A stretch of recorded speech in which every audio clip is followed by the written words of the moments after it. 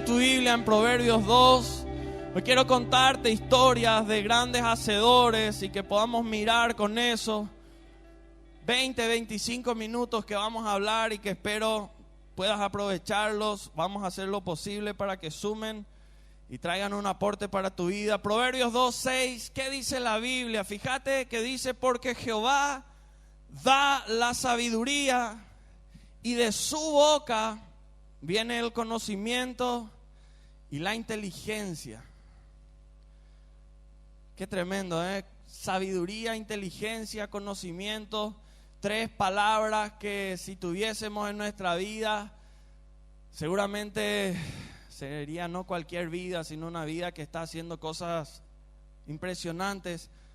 ¿Quién de ustedes no quiere sabiduría, conocimiento e inteligencia? Yo creo que solamente alguien que no quiere saber nada de progresar o de avanzar en la vida. Y dice la Biblia acá: porque Jehová da uno sabiduría. Segundo dice: de su boca viene el conocimiento. Y tercero dice: y la inteligencia. Hoy quiero hablarte un poco de historia y especialmente meterme en el ámbito de la cultura y del arte. Yo sé que muchos van a conocer a quienes vamos a estar hablando, mostrando hoy. Si no los conoces, podés googlear y vas a encontrar muchos más datos sobre ellos. Porque creo que durante mucho tiempo como iglesia de repente hemos dejado de lado lo que se refiere al ámbito de la cultura y el arte. Hemos incentivado otras cosas y de repente es como que estas áreas fueron quedando de lado. Y quiero desafiarte a 2 cosas centrales. Yo sé que muchos de ustedes escriben cosas, sé que varios de ustedes están próximos a publicar libros. Algunos me contaron, me mostraron, otros están ahí hablando de hacer eso. Me llegaron comentarios a través de otros. Escriban libros, escriban. Muchos sé que escriben cosas en las redes sociales y no solamente déjame un punto y te digo que sos para mí, o poné una X y comento tu adjetivo, sino que ponen cosas que suman para otras vidas, ponen cosas que traen valor a quienes siguen o forman parte de su grupo de amigos. Y yo quiero desafiarte a lo que empecemos a escribir hoy cree problemas a los ateos, agnósticos dentro de 200 años, por ejemplo. Imagínense escribir algo que tenga tanto valor, tanto contenido, que dentro de 200 años nosotros ya no vamos a estar, tal vez nuestros bisnietos van a estar, y aquello que vos escribiste le crea un problema impresionante a esos ateos de ese tiempo, a esos agnósticos de ese momento.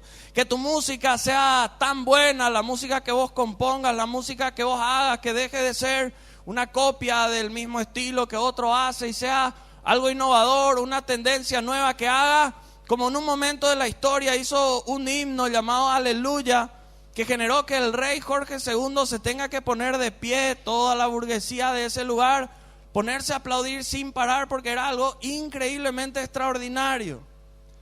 Y fíjense que en la historia hay muchos hombres que tienen un conocimiento de Dios, muchos de ellos le sirvieron a Dios de una u otra manera y dejaron un legado que hasta el día de hoy nosotros vamos recordando. Por el 1400 hubo un hombre llamado Johannes Gutenberg. ¿Quién sabe lo que él hizo? La imprenta, ¿verdad? Y con la imprenta lo primero que él imprimió, publicó, ¿qué fue? La Biblia, el libro más leído, más vendido hasta el día de hoy, 1400. En este año estamos recordando 500 años ¿de qué? De la reforma de Martín Lutero, y vamos avanzando ahí en las proyecciones. Este hombre, teólogo, un fraile, se puso a escribir y publicó de hecho 95 tesis que tenían que ver con tesis de reforma, de cosas que él veía que en la iglesia tradicional estaban haciendo de manera equivocada, y fue a chocar con el sistema. Y ahí publica esas 95 tesis que hasta el día de hoy forman parte de la iglesia protestante renovadora de los nuevos 1517. En 1527 él escribió una canción llamada Castillo Fuerte, que hasta el día de hoy se canta en muchos lugares. ¿Verdad? Ustedes pueden buscar en YouTube, si no están hace mucho en una iglesia, Castillo Fuerte. Bueno, hay no sé cuántas versiones. Él escribió eso en 1527. En el año 1564 nace un hombre llamado Galileo, y con él inicia la época del Renacimiento, fue un astrónomo, filósofo, ingeniero, matemático, físico, teólogo. Todo eso fue este tipo. Seguimos ahí avanzando, por favor. ¿Qué hizo este hombre llamado Galileo Galilei?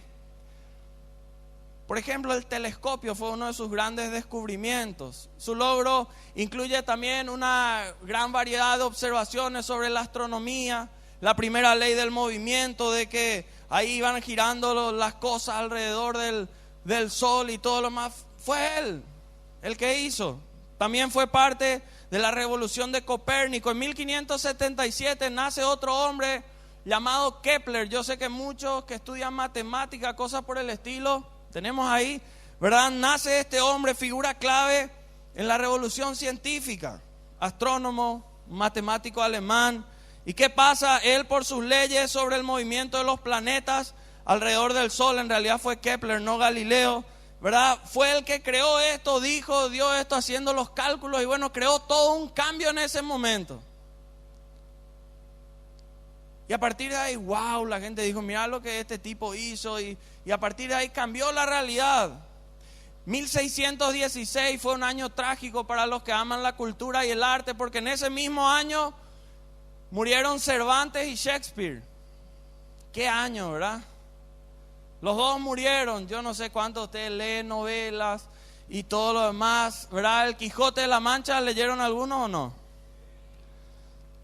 ¿Quién escribió eso? ¿Verdad? Fue Cervantes, no fue Shakespeare, fue Cervantes, ¿verdad? El que escribió eso. El segundo libro en la historia que más se vendió después de la Biblia. Se reimprimió miles, pero miles de veces. Y bueno, este hombre muere. Shakespeare, conocido o reconocido como el más grande de todos los escritores de todos los tiempos. 1687, un hombre llamado Isaac Newton, filósofo, físico, teólogo, inventor, alquimista, matemático inglés, autor de Principia, donde escribe la ley de la gravitación universal. Yo sé que esta parte de la materia para muchos de nosotros era aburrida o nos aplazábamos de repente, ¿verdad? ¿Quiénes se aplazaron alguna vez en estas materias? Estamos en la iglesia. Nadie reconoce. 1700, ya voy a terminar con los ejemplos que estoy citando. En 1700 aparece Johann Sebastian Bach. Este hombre tenía tanta excelencia en todas sus composiciones que él a esas, en realidad son 35 las composiciones célebres que él tuvo. ¿Y saben qué? A esas composiciones él le ponía una firma especial, SDG, Soli Deo Gloria, ¿verdad? En latín, que significa solo la gloria a Dios. Imagínense, y ustedes pueden poner en YouTube, en Spotify, en donde quieran, y van a ver las canciones. Tal vez no son de tu estilo favorito en este tiempo, pero este hombre, a sus grandes composiciones, por la fe, por lo que él creía, porque de hecho él era violinista, tocaba el teclado y otras cosas en la iglesia ahí donde él estaba.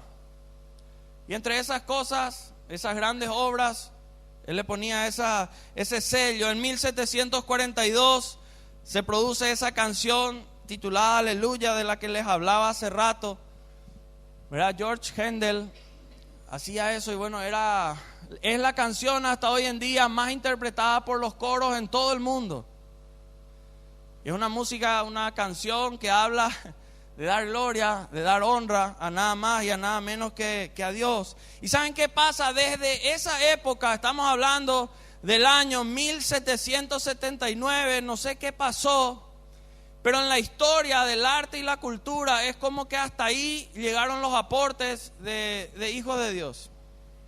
Después de eso aparecen otros hombres que ya eran agnósticos, eran ateos, eran de otras religiones, concienciólogos y quién sabe qué nombres tienen. Ahí hay varios citados en esa pantalla y aparecen con cosas incluso raras. Darwin, por ejemplo, el origen de las especies. ¿Qué cree Darwin? ¿O qué decía él? Que nosotros venimos ¿de dónde? Del mono, ¿verdad? Y si bien algunos parece que dan razón a esa teoría, ¿verdad? Nosotros nos damos cuenta de que en realidad nada tiene que ver, ¿verdad? Algunos legalmente puedo hacerle pasar a 10, 15 por ahí, ¿verdad? Y van a decir, sí, cierto es, ¿verdad? Pero en realidad no es así, ¿verdad? Aparece, por ejemplo, un hombre como Nietzsche, ¿qué escribe él? ¿Verdad? Él decía, Dios está muerto, y salía a anunciar por todas partes eso. Y él decía, y bueno, en la gente pasaba como un descontrol en ese tiempo, porque era como que, en serio, Dios murió, y era un tipo respetado por lo que hacía. Y bueno, él anunciaba eso en todos los lugares. Dios está muerto y punto final, y terminó. Tanto que mucha gente se apartó de la fe por eso. Aparecen tantas otras cosas durante ese tiempo, ¿verdad? En el 42, ahí dice, aparece Pierre Schaeffer, el primer DJ en la historia. Nada que ver con el cristianismo, no tenía el tipo. En el 50 aparece C.S. Lewis, que publica las crónicas de Narnia. ¿Cuántos vieron la película? ¿Verdad? Y bueno, vos decís, híjole, qué increíble. Bueno, nada tenía que ver tampoco él con Dios. En el 51 dicen que primera vez se usó por lo menos esa palabra, el rock and roll. ¿Verdad? Aparece un hombre como Elvis Presley en el 56. Dicen que era de la iglesia, se le perdió por el camino. ¿Y qué quiero hablar hoy contigo? Yo estoy convencido, ¿saben qué? De que la unción no es aparte del conocimiento. Porque a veces nosotros creemos que, bueno, yo estoy en la unción y a mí como hijo de Dios lo único que me preocupa es la unción, y entonces no interesa el conocimiento. Hay mucha gente que piensa que eso se trata simplemente de un sentimiento, y hoy hasta muchos se jactan de tener supuestamente la grandísima unción, pero nada de conocimiento, sino todo de sentimiento.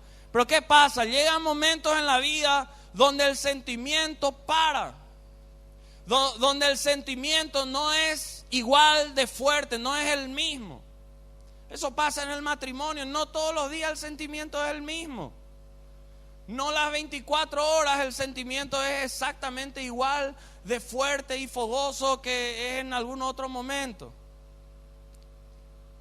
Y los que llevan años en el camino con el Señor saben que el sentimiento hacia Dios no siempre, no todos los días es el mismo.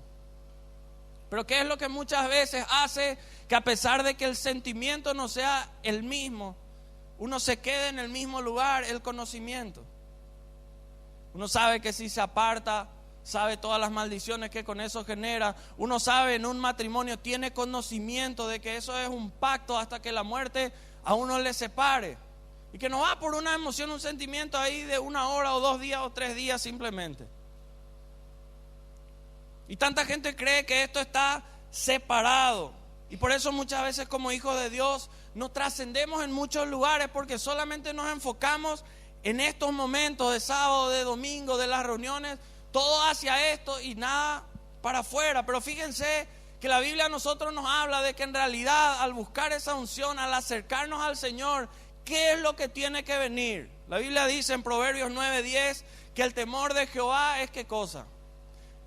Principio de la sabiduría, y el conocimiento del Santísimo, dice, es la inteligencia.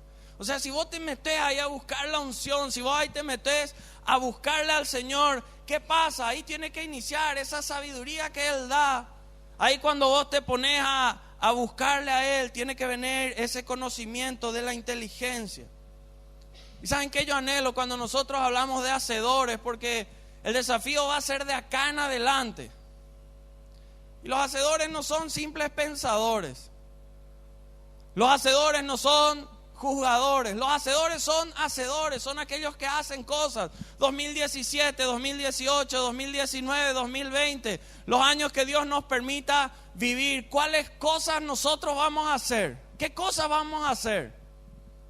Mi anhelo es que la iglesia produzca con tanta calidad que el mundo no pueda ignorar esa calidad. Que tus diseños que vos haces sean con tanta calidad que el mundo no pueda ignorar. Que tus canciones sean con tanta calidad que el mundo no pueda ignorar. Que tus proyectos audiovisuales sean con tanta calidad que el mundo le sea imposible ignorar eso. Que tus escritos, que las cosas que publicás sean con tanta calidad, que tu servicio ahí donde estás, que tu trabajo, que tu emprendimiento sea con tanta calidad que allá afuera no puedan ignorar. Pero a veces nosotros estamos enfocados en decir, así nomás voy a hacer. No, así nomás. Vamos, si quiere hacer bien, no, se queda ahí.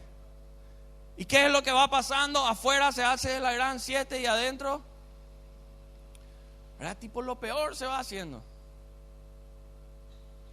Y entonces nosotros chocamos en ese mundo que el Señor nos llamó a ir, a ser discípulos y ganar y todo lo demás, con la realidad de que en muchos lugares afuera las cosas se hacen con tanta calidad que no tienen ningún interés de venir adentro. Ofrecemos lo peor en el servicio para el Señor, pasamos y decimos cualquier cosa, cantamos. Y nunca tendría que ser así. Yo sé que el grupo que está cantando acá no hace de esa manera. Yo sé que están ahí. Y saben que nuestro desafío en lo que sea que nosotros hagamos tiene que ser producir con tanta calidad que queramos ponerle la firma SDG.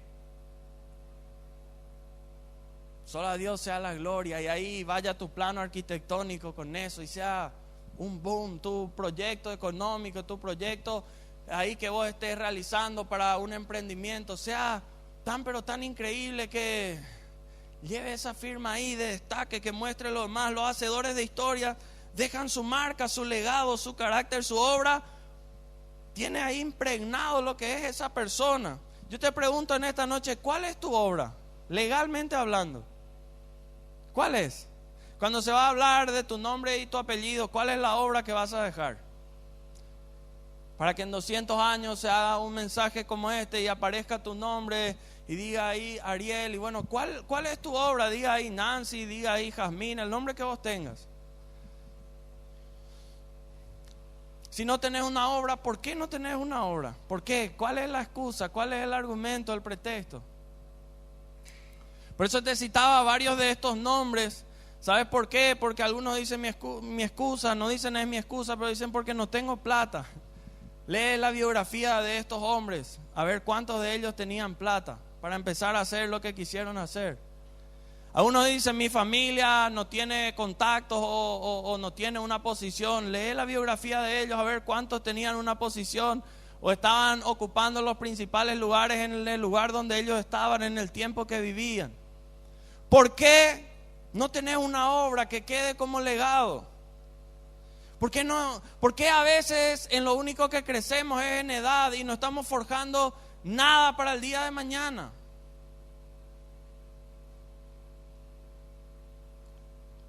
Porque cuando nosotros leemos la palabra del Señor, Él a todos los que estaban con Él les desafiaba a que sean mejores personas, a que hagan cosas trascendentes. A ninguno de los que Él le llamó en la Biblia le llamó por nada. A ninguno le llamó por macanada y se quedó ahí Pedro diciendo, ok Señor, al final ¿para qué es lo que me llamaste?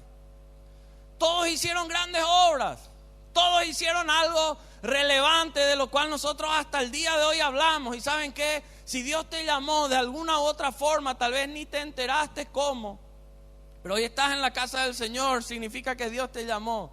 Quería que escuches cómo se le canta, quería que participes de eso, quería que escuches la palabra y quiere que vos puedas hacer algo relevante para este tiempo.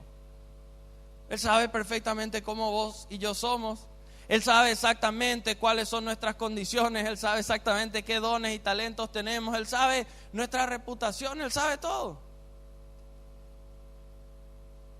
¿Qué vamos a hacer si estamos hablando de ser hacedores? ¿Qué cosas vamos a hacer? ¿Qué cosas vamos a dejar? Nuestra música tiene que ser tan buena. Muchos de ustedes componen. Que haga que no pueda ser ignorada por las radios seculares que están ahí afuera, por la gente que mira los videos en YouTube, que no pueda ser ignorado de tan buena que es. Que en los colegios se hable, escuchaste pillar la canción de José, escuchaste pillar la canción de Freddy, escuchaste ya el tema de... A eso tenemos que llegar. Porque a veces, ¿qué es lo que sucede? Afuera siempre hacen algo bueno y nosotros lo hacemos igual, pero cristiano. ¿Verdad? Despacito y nosotros hacemos cristianito, ¿verdad? Y hacemos igual, pero cristiano.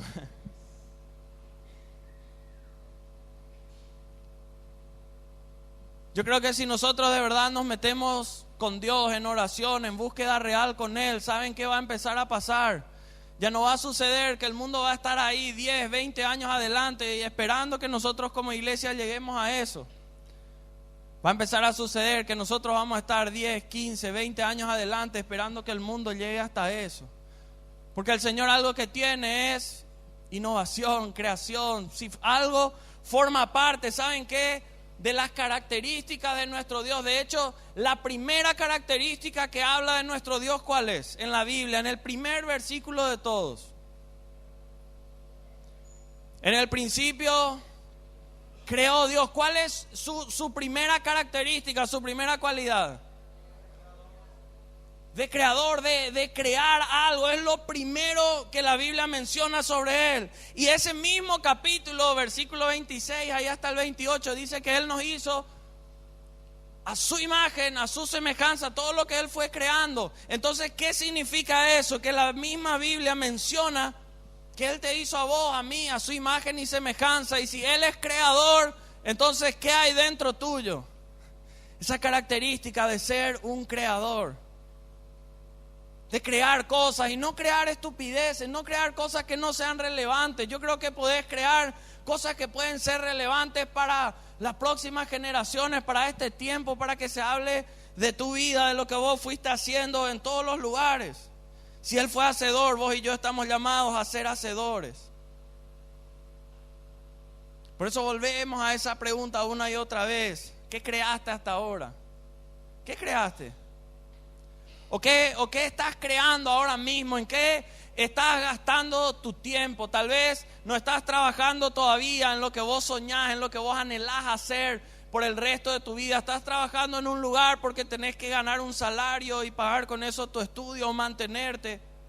Pero el resto de esas horas, que muchos se pasan viendo Netflix, simplemente se pasan viendo cosas en internet, simplemente se pasan viendo películas, o hay otros que simplemente se pasan tomando tereré horas y horas y horas y horas y hacen que como paraguayos batamos el récord mundial en tereré tranquilamente, sin problema.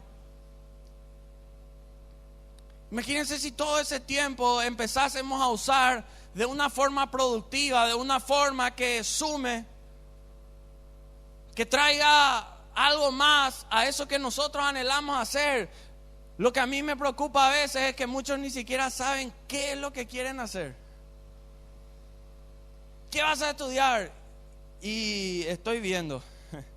Ya terminó el colegio hace 2 años, ¿verdad? Y a veces postergamos, dilatamos cosas que hacen que se dilaten. Bendiciones que podríamos estar experimentando, cosas que podríamos estar haciendo. Y vivimos una vida todo el tiempo de reacción. Creo que hay solo 2 formas en las cuales uno vive. Una vida de reacción, que significa, bueno, ahora soy secretario, se me echa de ser secretario, bueno, ahora soy chofer, ¿verdad? Se me echa de ser chofer, bueno, se abrió una puerta, soy diseñador, ahora aprendo a diseñar. Se me echa de ser diseñador, bueno, ahora entro en la alabanza y sueño con hacer un grupo. Y vive la gente reaccionando todo el tiempo. Así me chutó mi novia, entonces estoy mirando quién de las hermanas canta mejor. Y bueno, ahí ya está, ¿verdad? Después ya no canta más tan bien, ¿verdad? Porque se quedó afónica y bueno, estoy buscando. Y viven reaccionando en todas las áreas de su vida. Pero ¿saben qué? Los hacedores son aquellos que hacen que las cosas ocurran. Viven una manera de vida como vivía el Señor Jesús. Como alguien diría, con las 2 I. De manera intencional y de manera intensa. Y Él no perdía su tiempo nunca. No sé si alguien me acompaña en el teclado. Nuestro Señor Jesús, el hacedor por excelencia, todo lo que Él hacía de manera intencional. Lean la Biblia. ¿Cuál era su intención? Que vos y yo podamos conocerle a Él, que toda la tierra pueda llegar a conocerle a Él. Y todo, absolutamente todo lo que Él hizo era con la intención de que eso suceda. Con todos los milagros que Él hizo, con todas las cosas increíbles que Él realizó, tranquilamente Él podría decir, bueno, hoy vendo el manto de Jesús y me hago millonario. Hoy vendo las sandalias de Jesús y ¿quién no va a querer? Hoy vendo el aceite, hoy vendo el agua y tantas otras cosas que en algunos lugares inventan hoy en día. Él vivió una vida de manera intencional, todo era con una intención. Y ¿saben qué? Su ministerio acá en la tierra, la Biblia dice que duró 3 años. 3 años y hasta hoy estamos hablando. Fue algo intenso, algo donde no se perdió tiempo, algo donde se agregó valor día a día, algo donde se iba sumando todos los días. ¿Cuánto podés conseguir en los próximos 3 años? Porque algunos hoy en día ya no tienen expectativa de que algo bueno puede pasar. Algunos creen que va a llevar demasiado, otros creen que ya pasaron sus mejores años. Pero Jesús hizo en 3 años. Yo por eso cuando canto algo para el Señor o cuando hablo algo de Él, yo me emociono, yo me apasiono. Porque alguien que vivió de esa manera, que en 3 años trajo la revolución que trajo, que en 3 años enseñó todo lo que enseñó, que en 3 años inspiró todo lo que inspiró, es alguien a quien vale la pena seguir. Y cuando a mí alguien me habla de que no vale la pena seguirle a Jesús, díganme a alguien en la faz de la tierra que en tan solo 3 años hizo todo lo que Él hizo. Y no van a encontrar alguien que en solamente 3 años empezó un ministerio y lo terminó porque ya hizo todo.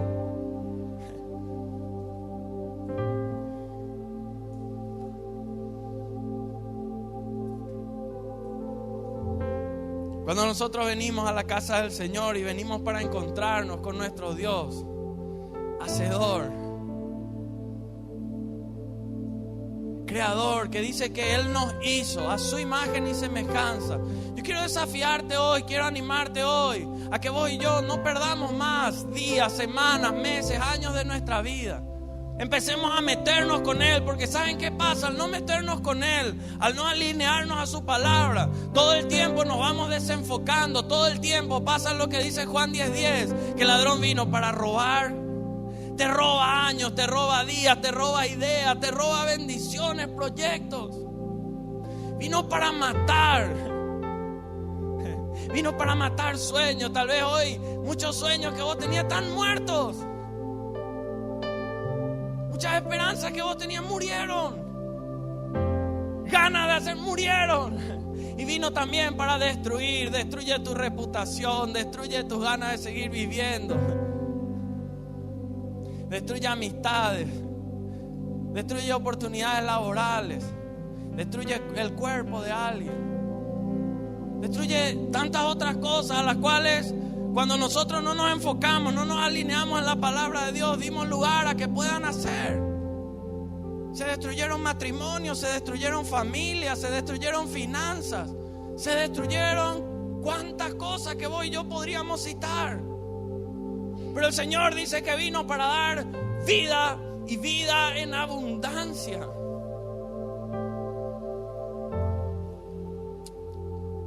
No está en la pantalla, pero quiero pedirte que pongas ahí Hechos 3, versículo 8. ¿Saben qué sucede cuando esa presencia real del Señor viene? Yo creo por esa fe que tengo en esta palabra del Señor que algo va a suceder hoy. Fíjense en este versículo. Era un hombre cojo, un hombre paralítico, que dice que hace años y años se le traía ahí enfrente a la casa del Señor, a la puerta de la casa del Señor. Estaba en el lugar correcto. O sea, eso no cuenta de nada. Vos decís, yo vine a la iglesia y punto final. Este hombre años y años vino hasta la casa, a la puerta de ese lugar. ¿Y saben qué? Le pedía limosnas a los que pasaban. Dice que estaba sentado, pedía limosnas. ¿Saben qué? Muchas veces venimos a la casa del Señor, al lugar donde está el Dios de milagros, y pedimos limosnas. Hay gente que quiere saciar un vacío un ratito. Hay gente que quiere solucionar solo un pequeño problema, una partecita. Él estaba en el lugar donde estaba el Dios de milagros, que le podía sanar. ¿Pero qué él pedía? Limosnas.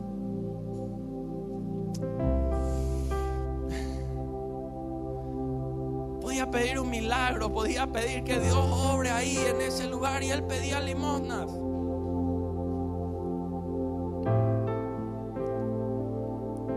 ¿Y saben qué pasó? Aparecieron dos hombres, Pedro y Juan, que le dijeron: no tengo plata, no tengo oro, pero lo que tengo te doy, en el nombre de Jesús, sé sano. Y le levantaron. Y fíjense que este versículo dice: y saltando, se puso en pie y anduvo y entró con ellos en el templo. Y fíjense, ¿qué dice ahí? Andando, ¿qué más dice? Saltando, ¿y qué más? Alabando a Dios. ¿Qué dice acá? Andando, saltando y alabando a Dios. Fíjense ahora el siguiente versículo. Eso fue lo que él hizo. ¿Qué dice el 9? Y todo el pueblo le vio, ¿qué? Andar y alabar a Dios. En el versículo anterior había algo más que decía. ¿Qué decía acá? Andando, saltando y alabando a Dios. ¿Saben qué pasa? Poné el versículo 9.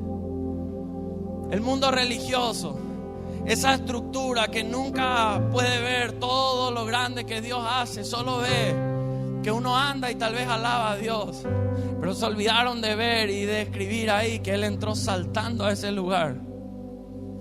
Versículo 8 dice: andando, saltando y alabando a Dios. ¿Saben qué quiero decirles en esta noche? Que aunque esa estructura religiosa, que muchas veces, yo sé a muchos, especialmente siendo jóvenes, adolescentes, les acusaron, les quisieron encuadrar en un lugar, quisieron decir que esto no era de Dios, siendo que la Biblia no lo decía. Hay cosas que sí, no son de Dios y están mal, pero otras cosas en las cuales te querían encasillar, que la Biblia nunca encasilló. Quiero decirte hoy, porque es muy diferente entrar andando, saltando y alabando a Dios. Hay mucha gente que entra acá andando y alabando a Dios, pero hace mucho no saltan. No saltan, no expresa hacia afuera. Hay mucha gente que todo el tiempo anduvo andando y hasta alabando a Dios, pero que no volvió a dar saltos hacia adelante, saltos de fe, saltos de gozo, saltos de avance como da el Señor, porque Él lo uno multiplica al 30, al 60, al 100 por uno. Yo creo que cuando estamos hablando de ser hacedores, vamos a ser de aquellos que van a entrar andando, pero se nos va a ver saltando. Porque los años que perdimos hasta ahora vamos a empezar a recuperar dando saltos hacia adelante.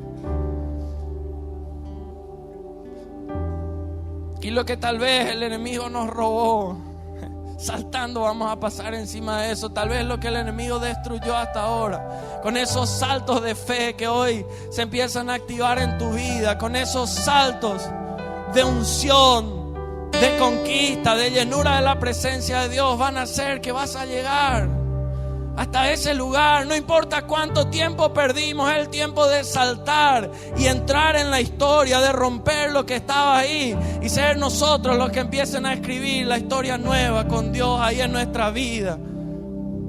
Porque Jehová da la sabiduría, de su boca viene el conocimiento y viene la inteligencia. Hice una encuesta esta semana: ¿cuáles son los motivos? En una universidad donde me invitaron a hablar, ¿cuáles son los motivos por los cuales hoy no hacemos, no inventamos cosas? ¿Por qué? ¿Por qué acá en Paraguay? ¿Por qué en este lugar no hacemos? Citaron talento. No tenemos los mismos talentos, no tenemos. Anotaron: por falta de sabiduría, conocimiento, por falta de tener todo lo que tienen en otro lugar en cuanto a conocimiento.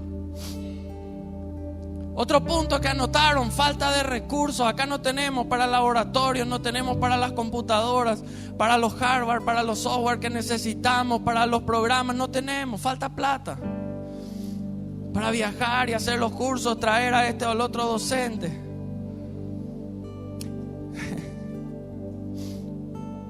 Ellos dijeron: porque hay otros países que son autoridad y potencia en esto, y aunque nosotros inventásemos y mostrásemos a alguien, no iban a reconocer acá, nos iban a fácilmente poder quitar, porque no somos autoridad, pero para nada en eso, no tenemos autoridad alguna en eso.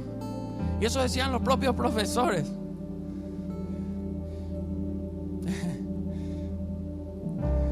Y citaron otras cosas.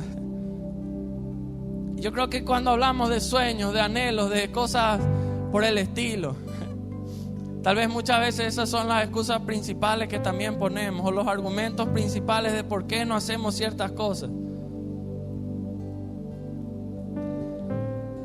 Y yo anoté estos puntos y dejé ahí, hoy cuando estaba preparando y encontré acá la hojita anotada, yo me acordé mirando estos puntos, talento. Hey, la Biblia de cada una de estas cosas dice que algo Dios hace con eso. ¿Y qué dice sobre el talento? Si en el mundo hay gente con talento, ¿saben qué? Tenemos que recordarnos quién es el que reparte los talentos, porque la Biblia habla de quién reparte los talentos. Y la Biblia dice que es Dios, y ese Dios está en este lugar. Si en el mundo hay gente con más sabiduría, con más conocimiento, ¿qué dice la Biblia? Que al principio de la sabiduría, ¿qué es? El temor de Jehová. Si en el mundo hay gente con mucho más recursos, con mucha más plata, ¿qué dice la Biblia sobre eso? Que Él es el dueño. Decirle al que está a tu lado del oro y de la plata. Eso dice la Biblia. Si en el mundo hay gente en tu ramo con mucha más autoridad, si hay países con mucha más autoridad en el rubro en el cual vos y yo nos movemos, se olvidaron que nosotros creemos y tenemos acá adentro con nosotros, en el rubro que estamos, en el país donde vivimos, al Rey de Reyes y Señor de Señores. ¿Quién con más autoridad que Él?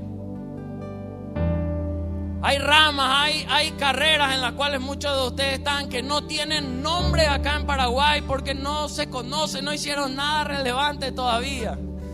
Pero el que está dentro tuyo, ese Dios de Israel, es el que tiene, y la Biblia dice el nombre sobre todo nombre, Jesucristo de Nazaret. Si hay gente con poder en el rubro que vos estás, poderosa en ese, potentado en ese lugar, dentro tuyo está el Todopoderoso, está el Omnipotente. Si nosotros empezamos a emocionarnos creyendo cada palabra que dice la Biblia, yo creo que vamos a ser hacedores de historia.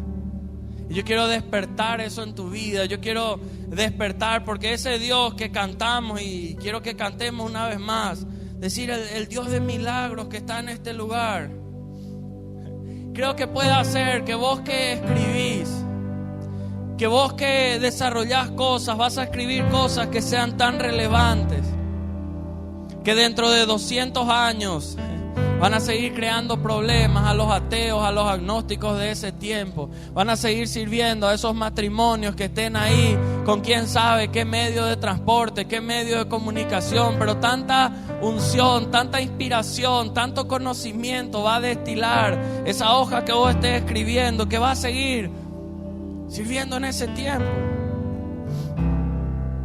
Que nuestras canciones, escriban canciones, canten, graben, graben películas, graben cortos, graben materiales. Hoy el mundo está lleno de todo eso y a veces no producimos nada de eso. Que sean relevantes de acá a 10, 20, 30 años.